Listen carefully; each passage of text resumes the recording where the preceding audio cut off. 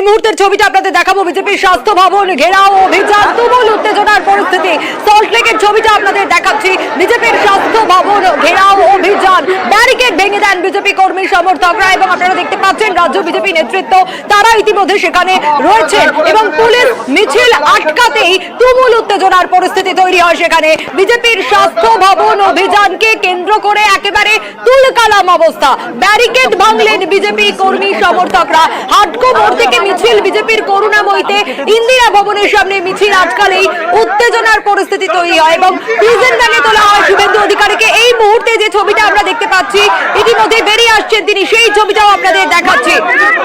পারাদীপ আরো বিস্তারিত এই মুহূর্তের ছবিটা জানাতে পারবে, একেবারে সরাসরি ঘটনাস্থল থেকে পারাদীপ রয়েছেন। পারাদীপ, এই মুহূর্তের ছবিটা।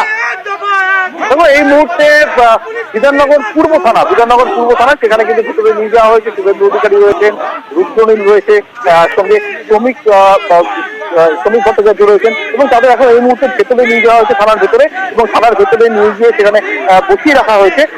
এখনো অব্দি কিন্তু ভেতর থেকে কোনো খবর আসেনি তাদের কখন ছাড়বে বা ছাড়বে।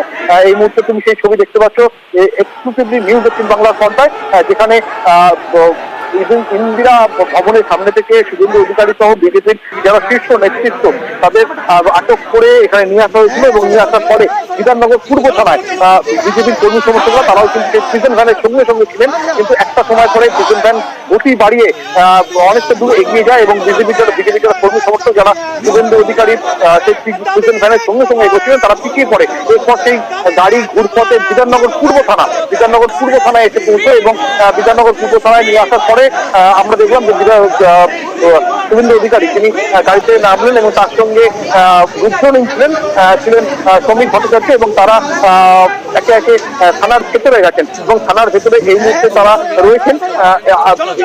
এখন অব্দি কিন্তু বিস্তারিত এই খবরটুকু যা পাওয়া যাচ্ছে, ভেতরে তাদের আটক দেখানো হবে নাকি একটু পরে তাদের ছেড়ে দেওয়া হবে সেটা কিন্তু জানতে আর একটু সময় লাগবে।